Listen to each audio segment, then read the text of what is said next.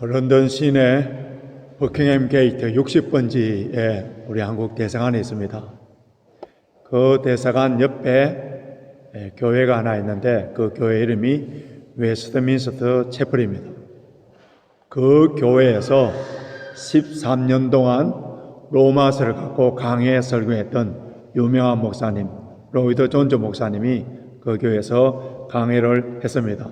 13년 동안 강해를 끝난 후에 13권의 로마서 강해집이 있습니다. 이것이 우리 한국말로 다 번역되어 있고 저도 그 책을 다 갖고 있습니다. 로이드 존즈 목사님이 로마서 강해하기 전에 어느 주일날 저녁 예배를 마치고 서재로 들어갈 때에 그때 그 예배 드렸던 런던에서 아주 유명한 목사님 한 분이 목사님께 질문했습니다. 목사님, 언제 로마서를 갖고 강해를 하려고 하십니까? 그렇게 물었더니 그때 로이드 존스 목사님이 조금도 주저함이 없이 제가 로마서 6장을 충분하게 이해가 될 때에 그때 로마서 강해를 하겠습니다. 그렇게 약속을 했습니다. 그 후 12년이 지난 후에 1955년도에 로마서를 시작하셨어요. 여러분에게 질문하겠습니다. 로마서 6장이 이해하기 쉽다는 거예요? 어렵다는 거예요? 조금 전에 우리가 한 목소리로 로마서 6장 1절에서부터 14절까지 읽었는데 본문을 읽는 순간에 아무런 어려움도 없이 그리고 잘 이해가 되고 본문을 읽을 때부터 벌써 가마 감동이 생기고 눈물을 흘리신 분이 있습니까? 그런 분이 있다면 바로 신학교에 가셔야 돼요.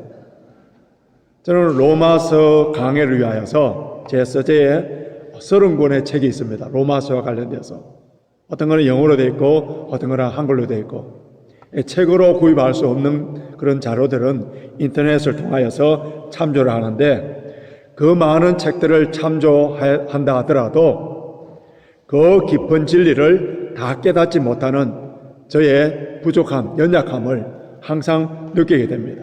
그러나 계시의 영이신 성령께서 저에게 조금 깨닫게 해주신 그 말씀을 갖고 오늘 이 본문의 말씀을 함께 나누기를 원합니다. 지난 주일에 살펴본 말씀은 넘치는 하나님의 은혜였어요. 넘치는 하나님의 은혜.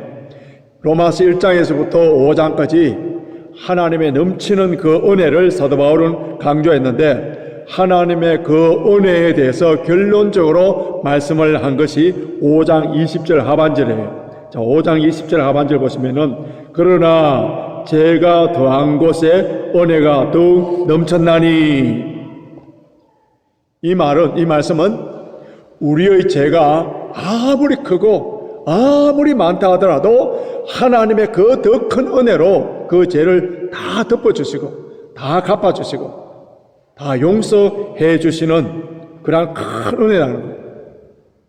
그렇다면은 하나님의 더 큰 사랑, 더 큰 은혜 이것을 받기 위하여서 우리는 그러면은 더 큰 죄를 지어야 되느냐 이런 반론을 할 수가 있습니다.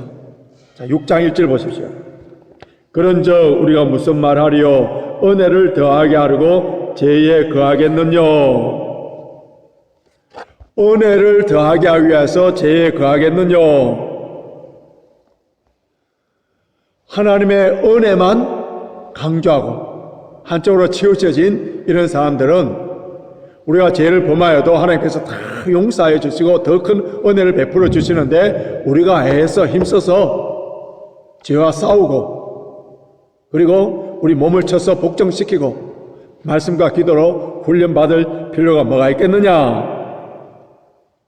죄를 짓지 않으려고 힘쓸 필요가 없다. 왜냐하면은 우리가 더 큰 죄를 범하면 더 큰 은혜로 우리를 갚아주시는데 그래서 하나님의 은혜로 우리가 사는 존재이기 때문에 그래서 죄를 범하여도 괜찮다 하는 이런 논리를 주장하는 사람들을 향하여서 사도 바울은 뭐라고 말하는지 보십시오. 2절을 보십시오. 뭐라고 되어 있습니까? 그럴 수 없느니라. 그럴 수 없느니라. 아주 완강한 거절에 영어 성경을 보면은 God forbid. 그러니까 하나님께서 금하신다. 아예 그런 쪽으로는 상상도 하지 마라. 그런 표현입니다. 1절에서 죄에 거하겠노. 다시 1절 보십시오. 그런즉 우리가 무슨 말 하리요? 은혜를 더하게 하려고 죄에 거하겠느뇨? 이렇게 죄에 거한다 하는 이 말은 죄와 더불어 산다는 그런 의미예요. 죄와 싸우지 아니하고 죄를 죄로 여기지 아니하고 회개하지 아니하고 죄를 습관적으로 반복적으로 짓는 것.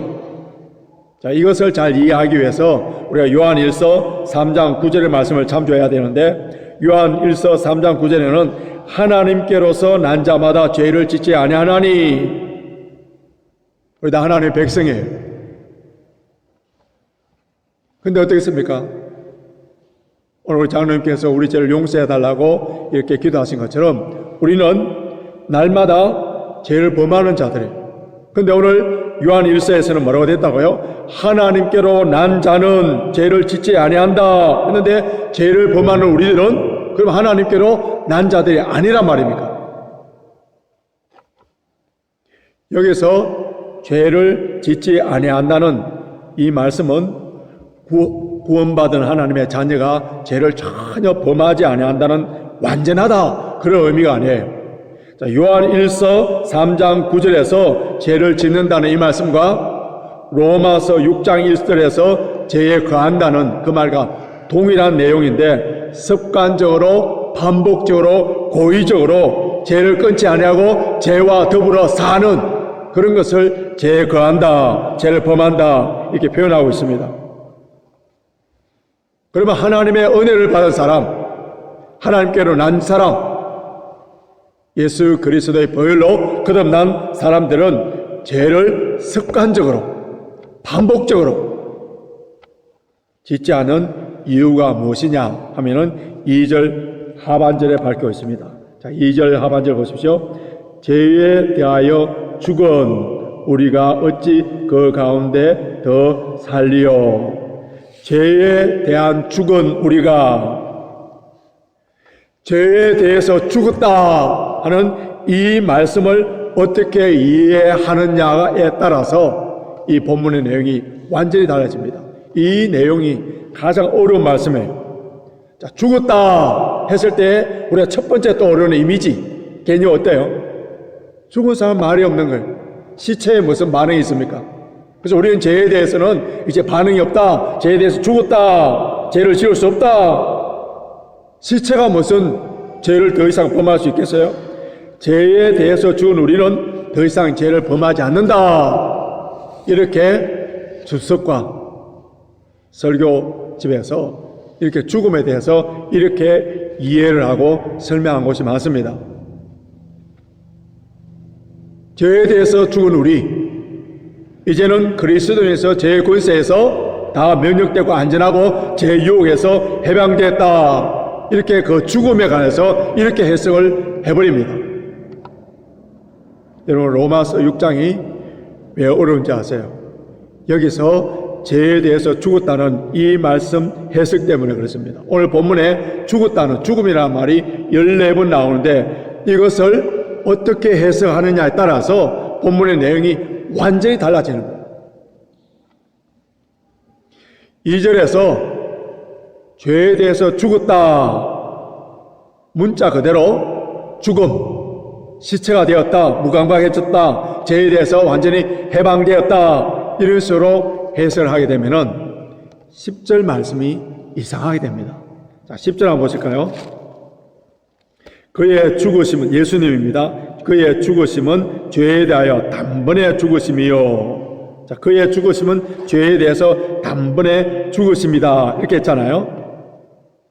만약에 그 죽음을 이제는 더 이상 감각이 없고 시체화 되었고 아무런 반응을 하지 않는 상태, 시체의 상태, 죄에서 완전히 해방된 상태, 이렇게 본다면은 결과적으로 10절은 어떻게 해석이 돼야 되느냐 하면은 예수 그리스도는 죽기 전에는 죄에 대해서 반응하다, 즉 죄를 범하다가 십자가의 단번 죽으심으로 말미암아 이제는 죄에 대해서는 완전히 해방된 죽은 시체와 같은 죄에 대해서 어떤 유혹도 아무런 반응이 없다, 이렇게 해석되어 버린 거예요. 그럼 교리적으로 맞습니까? 아니죠. 예수님께서는 살아 생전에나 죄를 범하신 분이 아니에요. 죽기 전에나 죽은 후에나 죄가 없으신 분이 우리 예수님이에요. 그리고 우리가 죄에 대해서 죽었다 하는 것을 우리의 옛사람은 죽고 우리의 타락한 본성은 죽어서 더 이상 죄에 대해서 유혹을 받지 않는다 해석을 하게 되면은 오늘 본문 자체에서도 논리적인 부조리가 생깁니다. 어떻게 알 수 있느냐 하면은 12절 보십시오. 그러므로 너희는 죄로 너희 죽을 몸에 왕노릇하지 못하게 하여 몸의 사욕을 순종치 말라. 13절 보십시오. 또한 너희 지체를 불의의 병기로 죄에 들이지 말고, 이런 권고를 할 필요가 없는 거예요. 죄에 대해서 이미 우리가 죽은 자, 죄에 대해서 무감각한 자, 죄에 대해서 아무런 반응을 할 수 없는 그런 존재라면은 사도 바울은 왜 죄를 위하여 싸우라, 너희 지체를 의의 번기를 드리라, 이렇게 권면하겠습니다. 아니, 실제적으로 저와 여러분들이 살아있는 동안에, 생존하는 동안에 한 사람도 예외 없이 타락한 우리 본성 때문에, 악한 세상 때문에, 사탄의 그 간 권세로 말미암아 우리는 피 흘리기까지 죄와 싸워야 되고, 그리고 성령의 능력을 통하여서 말씀과 기도로 죄를 이기고 나가야 되는 그런 존재예요. 그렇다면은 2절에서 죄에 대하여 죽은 우리가, 또 10절에서 죄에 대하여 단번에 죽으심, 이 말씀에 죽음, 그 죽었다는 이 말씀을 어떻게 해석해야 되느냐? 어떻게 해석해야 되느냐? 여러분, 성경을 읽을 때에 비유로 사용되는 단어들은요, 굉장히 조심스럽게 살펴야 됩니다. 한 예를 들자면은 예수님께서 우리에게 어린아이와 같이 되라 했었습니다. 어린아이와 같이 되라 했을 때에, 그때 이 말씀은 어린아이 같이 우리가 미숙하고 고집이 세고 자기 중심적인 이런 악한 성품까지도 다 본받으라, 그런 의미에서 어린아이가 되라고 한 것은 아니지 않습니까? 어린아이 중에서 한 가지 특징, 겸손하고 부모님에게 전적으로, 어머니에게 전적으로 의지하는 그 모습, 그와 같은 자가 되라, 이런 의미에서 어린아이와 같은 자가 되라, 어린아이 같은 자가 되라, 이렇게 했잖아요. 우리가 죄에 대해 죽었다 하는 이 말씀은 죽은 사람의 모든 현상을 다 적용하는 것이 아니라 죽음에 대해서 중요한 핵심적인 특징, 그 한 가지에 포커스를 맞춰야 됩니다.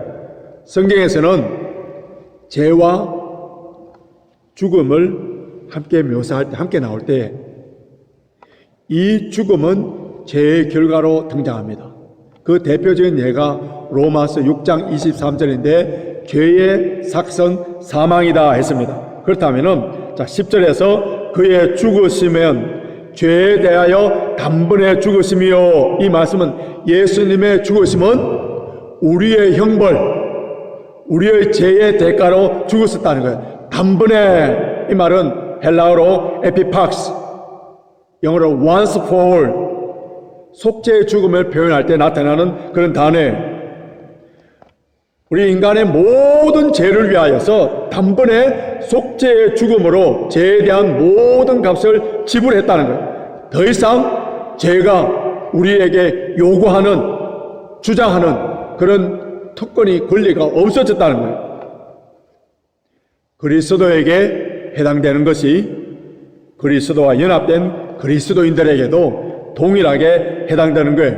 그래서 2절에서 우리가 죄에 대하여 죽었다 하였을 때 그리스도와 연합된 우리는 죄의 형벌을 이미 받았다는 그 의미에서 우리는 죽은 자라고 말하는 거예요. 이해가 됩니까?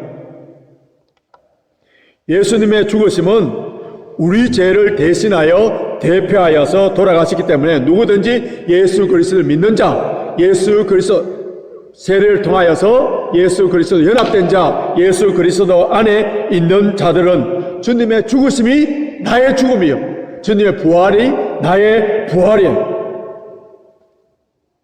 우리의 죄책에 대한 그 죽음이 우리를 지배하지 못한다는 것, 죄에 대한 엄청난 대가, 그 형벌, 그 사망에서 해방된 자라는 것, 죽음의 노예에서 해방되어서 생명의 주인이신 예수님을 우리가 주인으로 왕으로 모시고 사는 존재라는 거예요.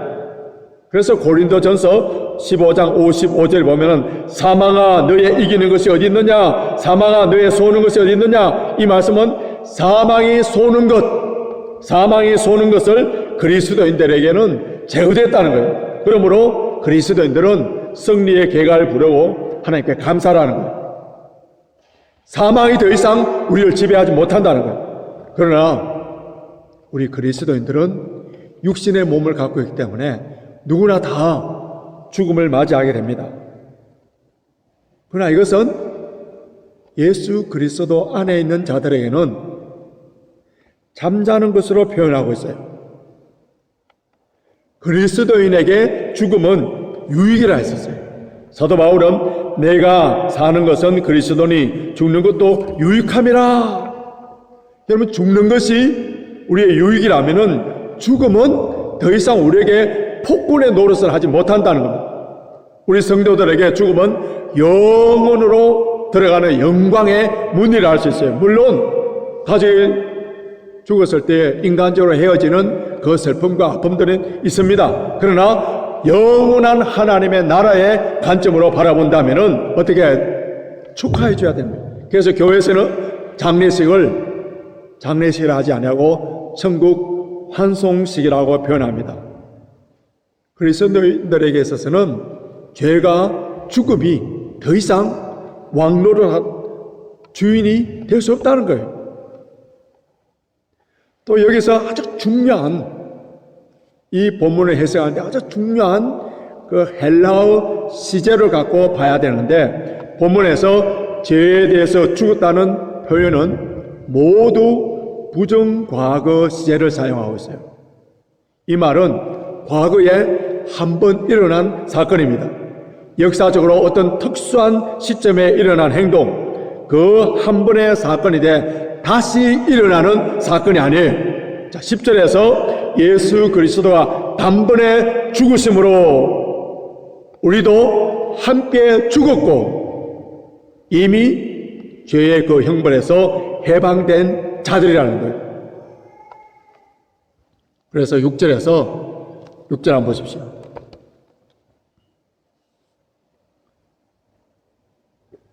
우리가 알거니와 우리 옛사람이 예수와 함께 십자가에 못 박히신 것은 죄의 몸을 멸하여 우리는 다시 우리가 죄에게 종노를 하지 아니하려 함이니. 옛사람이 예수와 함께 십자가에 못 박힌 것, 이 말씀은 우리가 예수 믿기 이전에 우리 아담 안에 있는 우리가 십자가에 못 박혔기 때문에 우리는 더 이상 죄의 형벌에 대하여 죽은 자라는, 이것이 뭐라고요? 과거에 속한 사건, 유일무이한 사건, 되풀이되지 않는 사건이라는 거예요. 오늘 말씀이 마치 학교에서 강의하는 것처럼 논문 발표처럼 좀 딱딱할 수 있지만은 이 부분에 대해서 우리가 확실하게 정리를 해야 되는데 잘 들어보시기 바랍니다.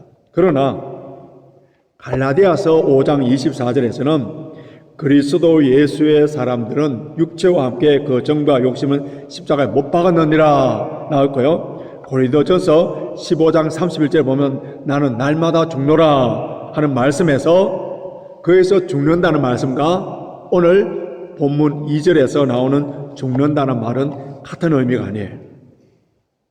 정과 욕심을 십자가에 못 박아 죽이는 것은 우리의 죄악된 자아를 죽이는 거예요.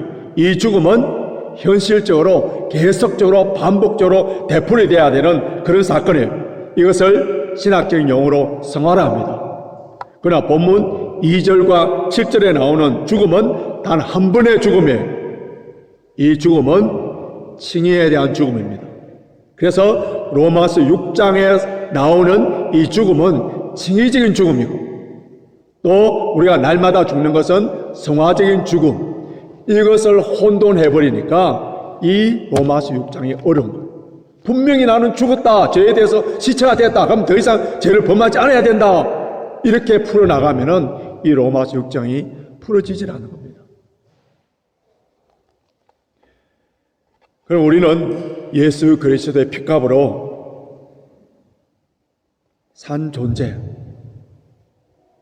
우리를 어렵다고 예수 그리스도의 죽으심으로 말미암아 우리를 어렵다고 해줘서 예수 그리스도와 연합된 자, 예수 그리스도 안에 있는 자, 이제는 죽음과 죄가 우리에게 왕노를 하지 못하고 예수님이 우리의 왕이 되시고 은혜 안에 살고 있는 우리들은 어떻게 살아야 됩니까? 어떻게 살아야 됩니까? 그것이 11절에 나옵니다. 11절 보십시오. 11절 같이 읽겠습니다. 시작. 이와 같이 너희도 너희 자신을 죄에 대하여 죽은 자요 그리스도 예수 안에서 하나님을 대신하여 산 자로 여길지어다. 산 자로 여길지어다. 그래서 명령형입니다. 여겨라. 여겨라는 이 말은요, 믿으라는 말보다 더 강한 말이에요. 우리가 깨닫든지 깨닫지 못하든지, 체험하든지 체험하지 못하든지 상관없이 이미 기정사실로 일어난 그 사건을 받아들이라는 거예요. 우리가 어떤 존재인가를 늘 생각하라는 거예요. 비전 이미 다 청산되었고 법적인 요구에서 다 벗어난 존재이기 때문에 마귀들이 아무리 우리를 정죄하고 고자질한다 하더라도 우리는 당당하게 하나님의 자녀답게 살아라는 거예요. 천국 시민답게 사는 존재, 그림없는 천국 시민에 알맞는 옷을 입고 천국 백성의 의식화 작업을 끊임없이 해가야 되는 그러한 존재라는 거죠. 그러나 우리는 때때로 죄에 빠질 때가 있어요. 허물에 넘어질 때도 있고 분노하며 죄에 범할 때가 있습니다. 그렇지만 여전히 우리는 하나님께 산 자들이에요. 그래서 우리가 죄를 범하고 연약하여 넘어진다고 해서 좌절하거나 우리 삶을 포기해서는 안 됩니다. 우리는 항상 선하신 하나님의 자녀답게 거룩하고 품있게 살아야 되는 그런 존재, 그럼에도 불구하고 우리 육신의 몸을 가지기 때문에 끊임없이 죄를 범할 수 있는 가능성이 있는 존재예요. 그럼 우리 어떻게 해야 됩니까? 자, 12절 보십시오. 12절 같이 읽겠습니다. 시작. 그러므로 너희는 죄로 너희 죽을 몸에 왕노를 하지 못하게 하여 몸의 사욕을 순종치 말고. 12절 원문에 충실하게 번역하면은 왕노릇 하지 못하게 하라. 이게 또 명령령입니다. 얼마든지 가능하다는 거예요. 예수 믿기 전에는 세상이, 죄가, 사탄이 우리에게 왕노릇해서 습관적으로, 반복적으로, 지속적으로, 고의적으로 죄를 범하는 존재인데, 이제는 죄의 지배를 받을지 아니하도록 성령의 능력을 통하여서 사는 그런 존재라는 겁니다. 야고보서 4장 7절 보면은 그런즉 너희는 하나님께 순복할지어다 마귀를 대적하라. 이것도 명령이에요. 불신자들은 마귀를 대적할 수 없어요. 왜냐하면은 마귀가 그들의 주인이기 때문에. 그래서 구슬을 하면 어떻게 합니까? 마귀님 나가 주십시오. 이렇게 해야 됩니다. 그런데 우리 그리스도인들은 우리의 주인이 예수님이에요. 언제든지 얼마든지 마귀와 대적해서 싸워서 이길 수 있는 그런 존재예요. 몸의 사욕을 순종치 말고, 사욕이란 말은 우리의 정욕인데요, 성경에서는 우리 육신의 그 욕구 그 자체를 죄로 보지 않습니다. 하나님께 주시는 그 욕구예요. 그런데 이 육체적인 욕구가 하나님께서 원하지 않는 방향으로 사용되는 것이 악한 거예요.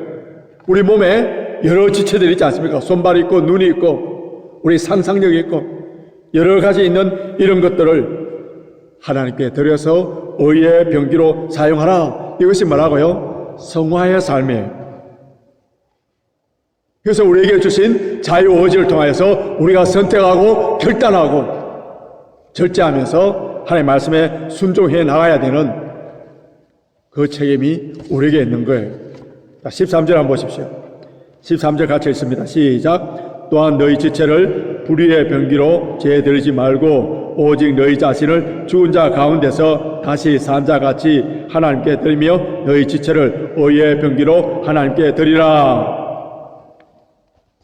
우리가 매일매일 아니 순간순간 우리 몸의 모든 지체들을 죄에게 드리지 말고 하나님께 드리라. 무슨 도구로 사용해야 될 것이, 의의 도구냐 죄악의 도구냐 어떤 도구로 사용해야 될 것인지 우리는 결정하고 선택해야 됩니다.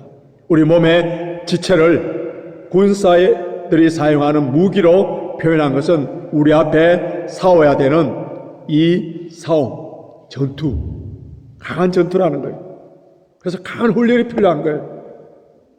오늘 주보의 목회 칼럼에서 우리의 반복적인 노력을 통하여서 신앙의 훈련을 통하여 완전 무장하자고 그렇게 글을 적었는데요.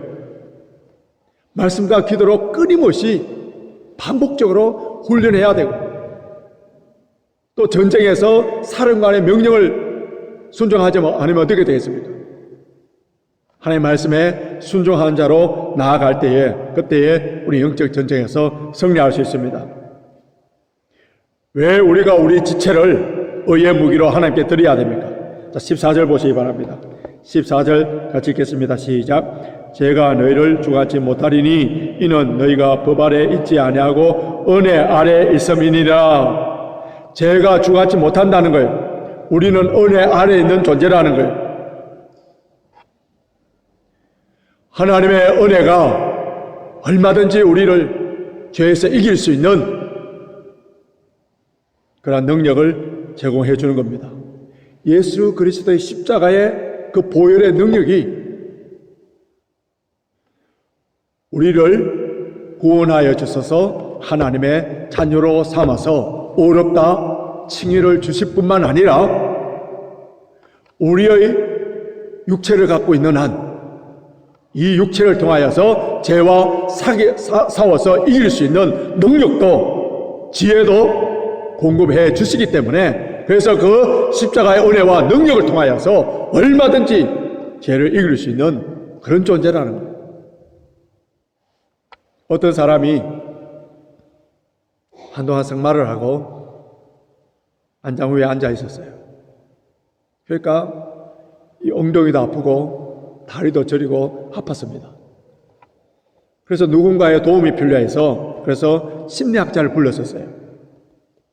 그 심리학자는 선생님이 아프신 이유는 어린 시절에 받은 상처 때문에 그렇습니다. 심리치료를 한번 받아보시겠습니까? 그렇게 했었어요.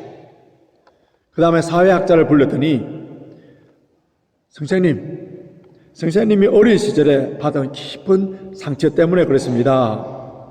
또 자라실 때 환경 때문에 그렇습니다. 그래서 그 고통은 부적절한 환경에 의해서 유발된 것임입니다. 그렇게 진단해 줄 거예요.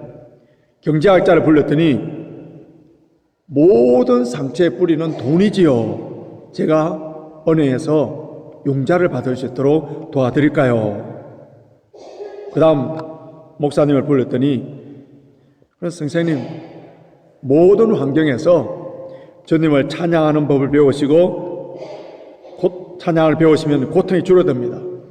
그리고 성경을 보시고 기도하시면서 아픈 것을 아프지 않다는 삶의 태도를 바꾸어 보십시오. 그렇게 조언을 했습니다. 이 모든 조언을 받았지만은 그에게 고통이 없어지지 않았어요. 그 모습을 보고 있던 어린 소녀가 그 왜 말 위에 계속 앉아 계십니까? 내려오세요. 그 사람은 말 안장에서 계속 앉아 있었기 때문에 고통스러웠던 거예요.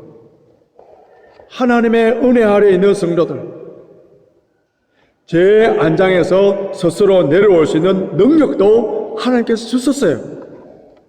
그 능력으로 죄를 이기고 우리 몸의 모든 지체를 하나님의 영광으로 드릴 수 있도록 하나님께서 이미 성령으로 말미암아 우리에게 그렇게 할 수 있는 능력 주실 거예요.